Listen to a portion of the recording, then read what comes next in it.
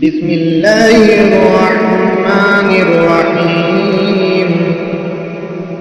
سبح اسم ربك الأعلى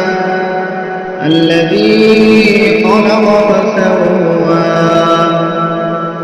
والذي قدر فهدى والذي أخرج المرعى فجعله غثاء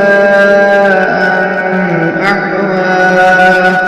سنقرئك فلا تنسى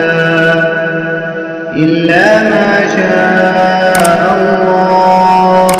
إنه يعلم الجهر وما يخفى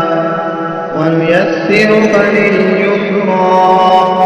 فذكر إن نفعت الذكرى سيذكر من يخشى ويتجنبها الأشقى الذي يصلى النار الكبرى ثم لا يموت فيها ولا يحيا قد أفلح من تزكى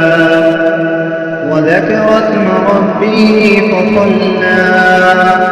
بل تؤثرون الحياة الدنيا والآخرة خير وأبقى إن هذا